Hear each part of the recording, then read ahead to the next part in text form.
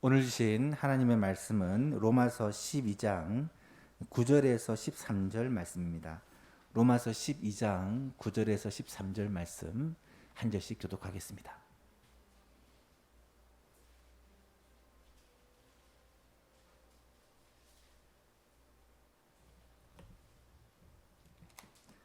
로마서 12장 9절에서 13절까지입니다.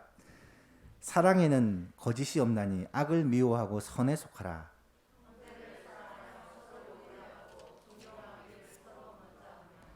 부지런하여 게으르지 말고 열심을 품고 주를 섬기라.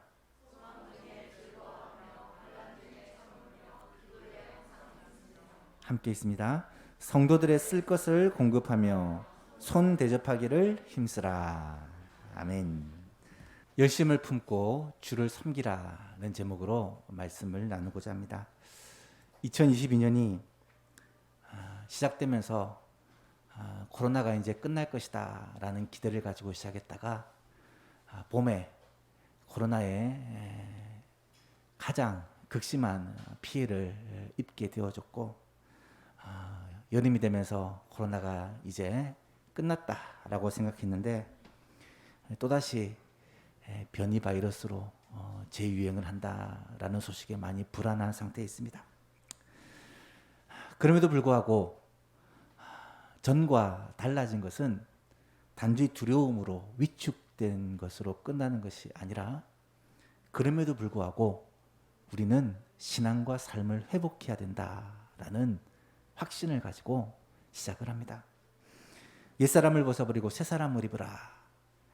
이미 새사람이 된 우리는 환경과 상황에 얽매여 사는 자가 아니라 이 환경과 상황 가운데서도 하나님을 바라보고 다시 한번 일어설 수 있는 자다라는 것을 우리는 잘 알기에 신앙생활과 우리의 삶에서 전반적인 회복을 올 한 해 동안 힘쓰고 있습니다. 예배의 회복, 말씀의 회복, 사명의 회복, 훈련의 회복, 교육의 회복, 교제의 회복, 그리고 7월에는 사역의 회복이라는 주제를 가지고 함께 말씀을 나누고 또 함께 교회가 애를 쓰고 있죠. 지난 주일에 교회가 꼭 회복해야 될 교회의 가장 중요한 사역이 5가지가 있다라고 말씀을 드렸었는데요. 예배, 전도, 교육, 봉사, 교제, 이것이 교회의 핵심 사역이고, 이것이 우리 교회가 처음 설립될 때부터 추구해온 그런 교회의 모습입니다. 올해 하반기에는 지금까지 많이 막혀 있었던 이런 교회 사역들이 이제는 하나씩 회복이 되어져서 올 하반기에는 정상적인 교회의 모습으로 활발하게 사역하는 교회가 될 수 있기를 간절히 바랍니다.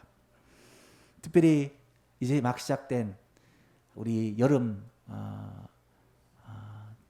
주일학교 행사들, 유치부 성경학교가 지난주부터 시작돼서 오늘까지 또 다음 주까지도 이어지고, 청년대학부 대학청년부 수련회가 오늘부터 내일까지 1박 2일로 진행이 될 것이고, 초등부 성경학교가 이번 주 금요일과 토요일 이틀 동안 진행이 되며 8일부터 10일까지는 중고등부 수련회가 마지막으로 열리게 됩니다. 여러 가지 난관은 많습니다. 코로나 재유행으로 사실 불안한 마음들이 있고, 또 몸이 좋지 않는 친구도 생기면서 여러 가지 장애물도 있지만, 그럼에도 불구하고 주님의 은혜로 이 주일학교 여름 행사들이 안전하게 그리고 풍성하게 잘 진행될 수 있도록 우리 성도님들이 관심을 가지고 기도해 주시기를 부탁합니다. 앞장서 섬기시는 우리 강도사님, 전도사님, 우리 교사들 힘써 섬기고 있는데, 하나님께서 은혜를 더하셔서 이 모든 수련회와 성경학교를 통하여 우리 아이들의 심령에 예수 그리스도가 심겨지고, 믿음이 심겨지고, 복음이 심겨지고, 하나님의 말씀이 새겨져서 그들에게 정말 새로운 힘과 능력이 될 수 있도록 위해서 꼭 기도 부탁을 드립니다. 7월 한 달 동안에는 교회에서 로마서 12장을 살펴보고 있습니다. 로마서 12장은 바울 서신 중에 가장 대표적인 서신이라 할 수 있는 로마서의 삶에 대한 교훈 첫 번째 부분입니다. 교리에 대한 부분을 쭉 설명하고 난 후에 우리는 믿음으로 말미암아 구원받은 그리스도인인데, 그렇다면 믿음으로 구원받은 그리스도인은 이렇게 살아야 된다라고 삶을 이야기하는 첫 부분이죠. 지난 주일에는 로마서 12장 3절에서 8절 말씀을 가지고 섬김과 봉사에 대하여 우리가 말씀을 살펴보았습니다. 섬김과 봉사는 그리스도인의 정체성이라고 말씀을 드렸습니다. 정체성이라는 말은 그리스도인은 바로 섬기는 자다라는 말입니다. 섬기는 자로 사는 것이 하나님을 기쁘시게 하는 삶이요, 섬기는 자로 사는 것이 하나님께 복받고 사는 비결이다라는 말입니다.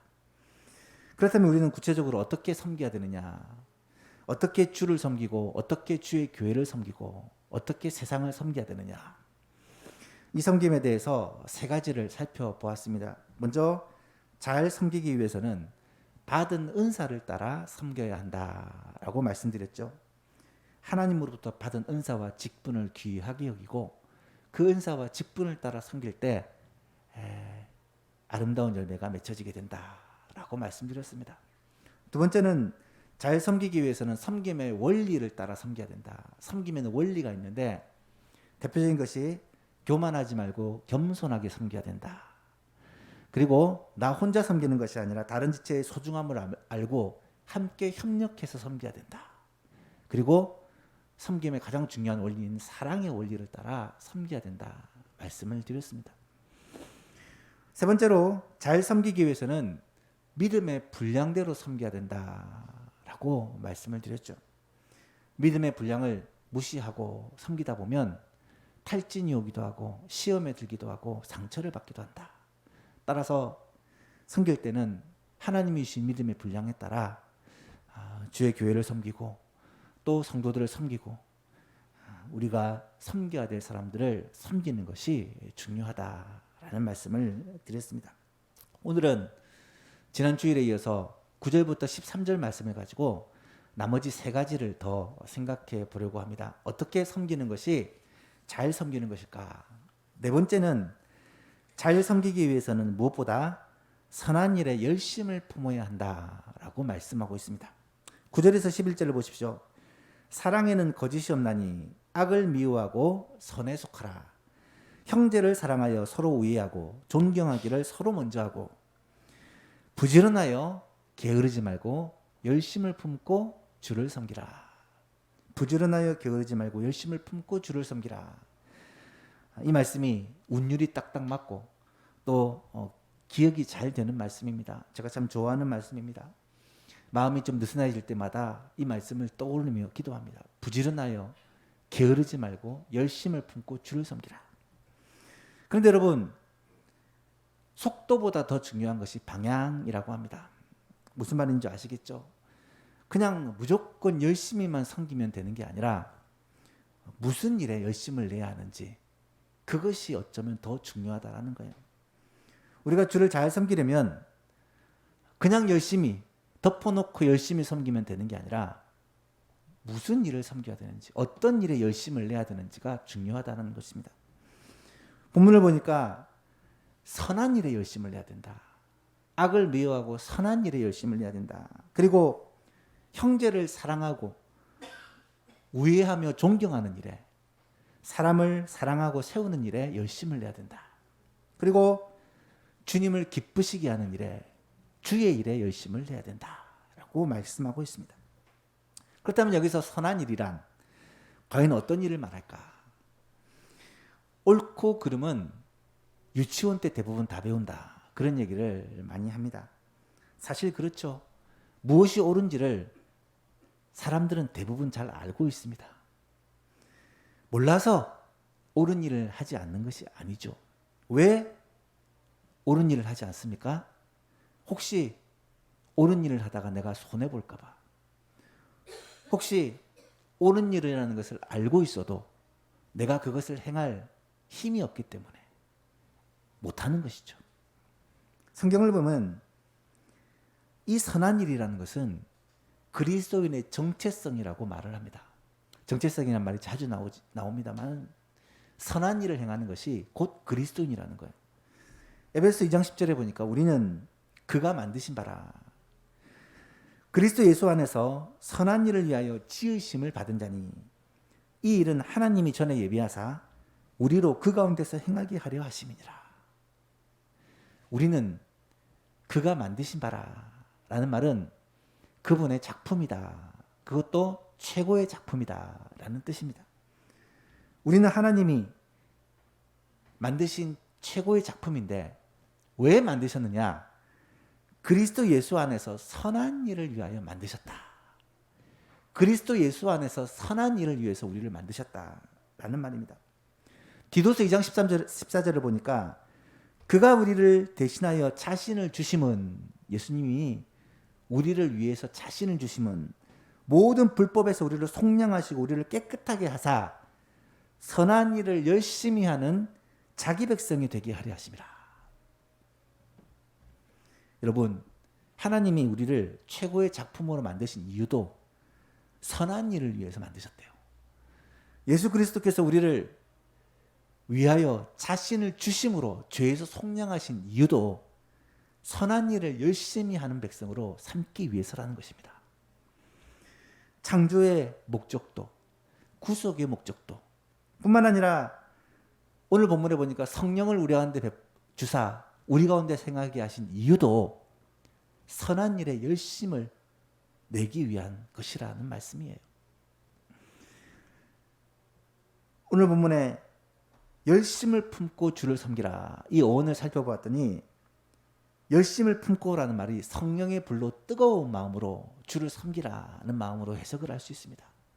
단순히 열심, 열정을 얘기하는 게 아니라 성령님이 주시는 그 열정을 가지고 주님을 섬겨야 한다라는 말입니다. 성령 충만함을 받아 주를 섬기는 주의 백성이 되어야 된다는 거예요. 성도는 창조의 목적도, 구속의 목적도, 성령 충만의 목적도 주님이 우리에게 원하시는 선한 일, 주님이 기뻐하시는 일을 위해 열심히 살아가게 하기 위함이다 라는 사실을 우리가 먼저 깨달아야 된다는 거예요. 하나님이 가장 싫어하시는 것이 있다면 그것은 뜨뜻 미지근한 것입니다. 라오디게아 교회 여러분 아시죠? 주님이 라오디게아 교회를 책망을 하는데 그 책망하신 이유가 무엇입니까? 나는 부요하여 부족함이 없다고 자랑하던 그 라오디게아 교회를 향해 주님이 아주 강하게 책망을 하시는데 계시록 3장 15절을 알아보니까 내가 내 행위를 아노니 내가 차지도 아니하고 뜨겁지도 아니하도다. 내가 차든지 뜨겁든지 하기를 원하노라. 내가 이같이 미지근하여 뜨겁지도 아니하고 차지도 아니하니 내 입에서 너를 토하여 버리리라. 뜨뜻 미지근한 라오디게아 교회를 향해 주님이 책망하시는 내용입니다. 예배를 드리는 이 시간에도 열심히 있는 성도와 미지근한 성도는 차이가 있습니다. 열심히 있는 성도는 찬송을 불러도 열심히 부릅니다. 잘 못 불러도 마음을 다하여 최선을 다하여 부릅니다. 기도를 드려도 간절함이 있습니다. 기도 인도자만 기도하고 성도들은 그냥 듣는 것이 아니라 함께 하나님 앞에 간절히 기도합니다. 말씀을 들어도 말씀을 경청합니다. 하나님의 말씀을 들으려고 귀를 열고 마음을 열고 듣습니다. 헌금을 드려도 돈만 드리는 게 아니라 우리의 중심과 마음을 담아 드립니다. 예배 시간에 지각하거나 결석하지 않으려고 애를 쓰게 됩니다. 왜요? 하나님을 예배하는 삶이 하나님이 기뻐하시는 선한 일이라는 것을 잘 알고 있기 때문입니다. 선한 일에 열심을 내는 예수만 가족들이 될 수 있기를 축복합니다. 우리 교회도 주일이 되면 아침 일찍부터 교회에 나와서 열심히 섬기는 분들이 참 많습니다.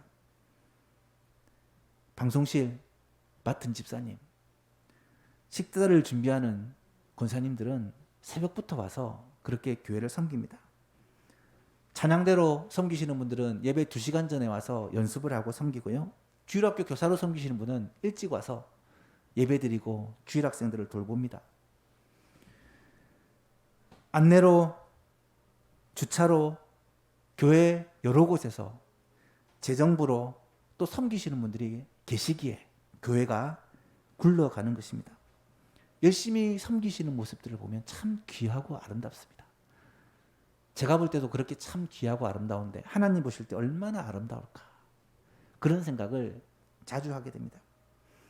사랑하는 예수만교회 성도 여러분, 저는 이 자리에 계신 여러분 모두가 주의 교회를 열심히 섬기며 우리 주님을 사랑하는 마음으로 섬기는 섬김의 일꾼들이 될 수 있기를 간절히 바랍니다. 그것도 적당히 섬기는 것이 아니라 열심을 내어 최선을 다해 섬기는, 그래서 하나님을 기쁘시게 하고 하나님께 복을 받는 주의 자녀들이 될 수 있기를 주님의 이름으로 축복합니다. 다섯 번째로, 잘 섬기기 위해서는 어떻게 섬겨야 되느냐? 어려움이 있어도 소망을 가지고 끝까지 기도하면서 섬겨야 합니다. 12절에 보니까 소망 중에 즐거워하며 환난 중에 참으며 기도에 항상 힘쓰며, 병렬로 나열되어 있지만 이 내용을 종합해 보면 어려움이 있을 때 소망을 가지고 끝까지 인내하면서 기도하면서 섬기라는 말이죠. 주의 교회를 섬기는 일에는 때로 어려운 일들을 만나게 됩니다. 초대교회 당시에는 주로 외부의 핍박이 어려운 일이었다고 한다면 오늘날에도 여러 가지 어려움들이 있습니다. 코로나라는 이런 질병으로 말미암아 교회 사역에 많은 위축을 받아왔고요. 또 여름 성경학교와 수련을 진행하면서 염려와 걱정들을 하게 됩니다. 세상은 교회에 대해서 좋지 않은 시각들을 가지고 근거 없는 비난을 할 때가 참 많습니다. 또한 교회 내부에 여러 가지 어려움들이 많이 있습니다. 육신의 연약함으로 말미암아 어려움을 겪기도 하고, 사람들 사이에 오해와 상처를 받기도 하고, 일을 하다 보면 어쩔 수 없이 부딪히는 어려움들이 있게 마련입니다. 재정적으로 어려움을 겪을 수도 있고, 관계에서 어려움을 겪기도 하는 것이 사실 봉사라는 것입니다. 일을 하면 어려움이 생깁니다.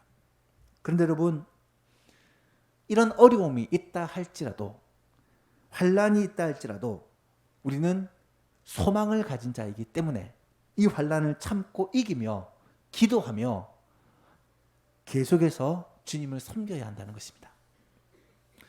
그렇다면 우리가 어떤 소망을 가지고 주를 섬겨야 할까요? 우리의 소망은 하늘의 위로와 상급을 바라보는 소망입니다.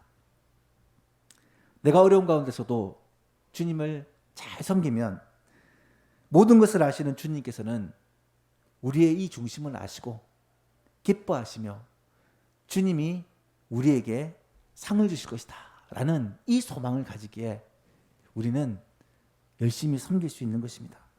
제가 늘 인용하는 말씀이지만 너무 중요한, 잊어서는 안 되는 말씀이 고린도서 15장 58절의 말씀입니다. 우리가 왜 주를 위해 섬겨야 되는지 그 이유를 가장 명확하게 보여주는 말씀이죠. 부활신앙을 가진 성도는 이 마음을 가지고 섬겨야 합니다. 한번 같이 읽어볼까요?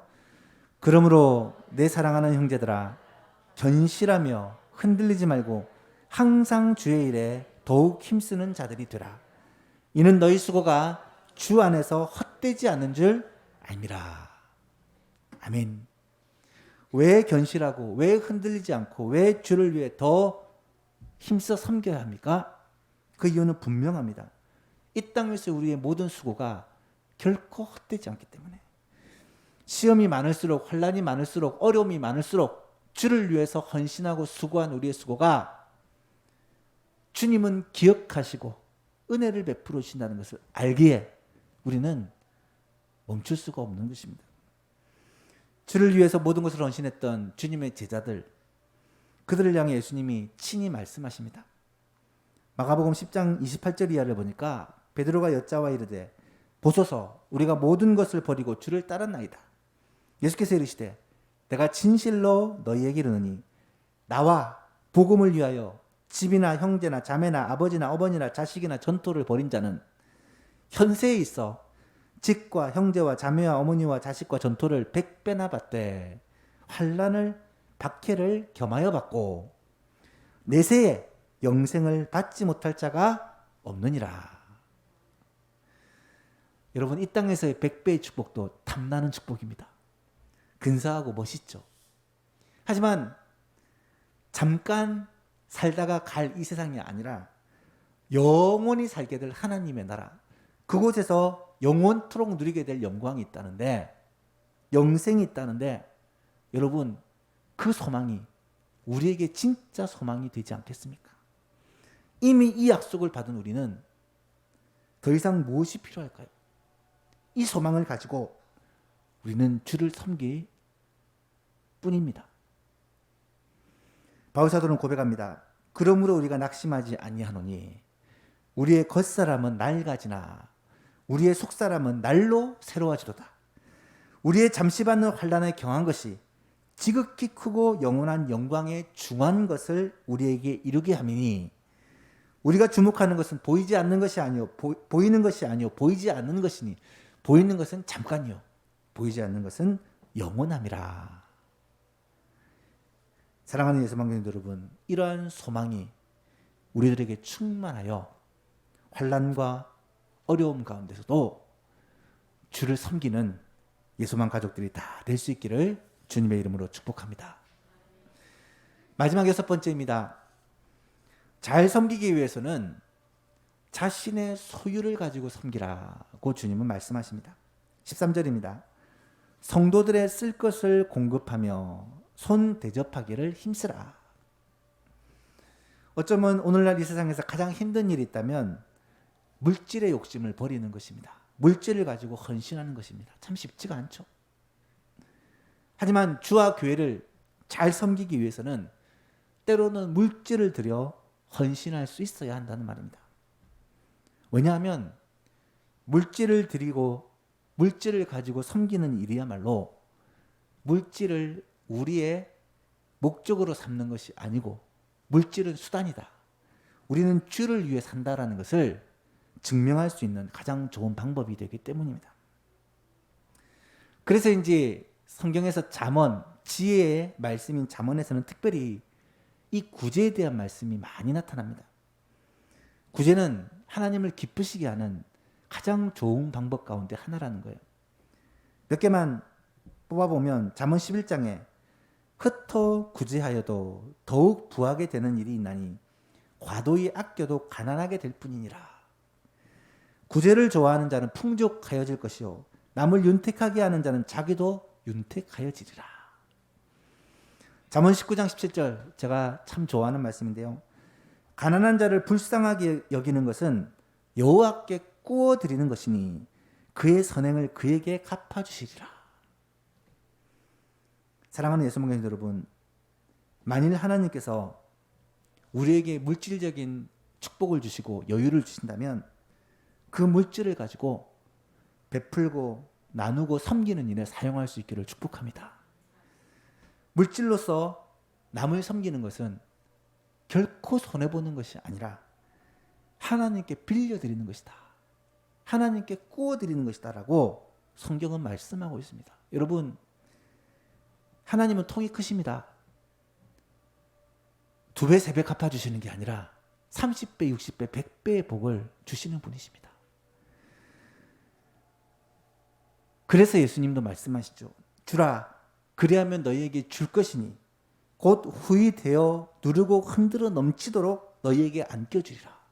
여러분, 곡식을 이 되에다가 데워 보신 적이 있습니까?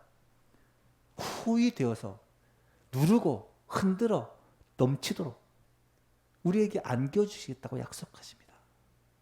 하나님은 물질의 헌신을 결코 간과하지 않으시고 하나님께서 복으로 갚아주신다는 약속의 말씀입니다. 오늘도 광고를 보시면 일남전도에 우리 성도님들이 교회 성도님들을 위해서 점심 식사와 또 과일까지 그렇게 섬기십니다. 아마도 무더운 여름철에 자녀들을 위해 성경학교에 수련회에 수고하시는 선생님들, 그리고 여름철에 건강이 상하기 쉬운 성도들을 위한 헌신이라고 생각합니다. 그 마음 중심을 하나님께서 분명히 귀하게 보시고 하나님께서 더 귀한 것으로 섬기는 자들에게 갚아주실 것이다 확신합니다. 어떻게든 주를 위해, 교회를 위해, 성도를 위해 섬기고자 하는 마음, 그 마음을 주님은 알아주신다는 거예요. 교회가 해야 될 중요한 일 가운데 구제와 선교가 있습니다. 물질을 가지고 해야 될 일입니다. 주와 복음을 위해 헌신하는 여러 선교사님들을 돕고,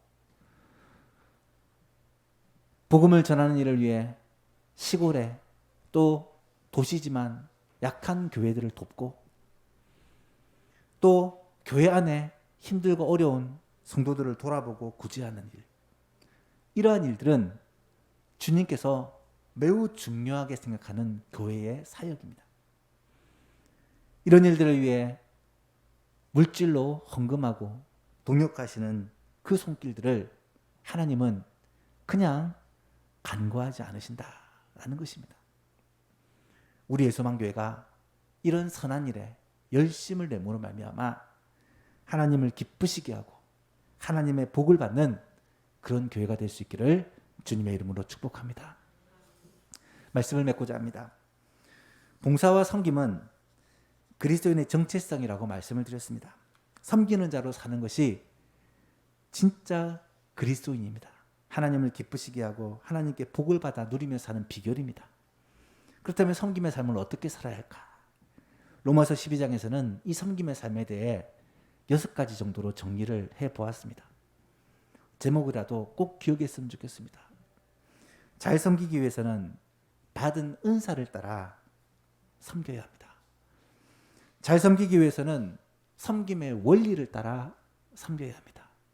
겸손하게, 다른 사람과 화합하면서 사랑으로 섬겨야 되죠. 잘 섬기기 위해서는 믿음의 분량대로 섬겨야 합니다. 하나님 주신 그 믿음의 분량을 따라 섬기는 것입니다. 잘 섬기기 위해서는 무엇보다도 선한 일에 열심을 내어 열심을 품고 섬겨야 합니다. 잘 섬기기 위해서는 어려움이 있더라도 소망을 가지고 끝까지 인내하며 기도하며 섬겨야 합니다. 마지막으로 잘 섬기기 위해서는 자신의 소유를 가지고 물질을 가지고 섬기라고 말씀하십니다.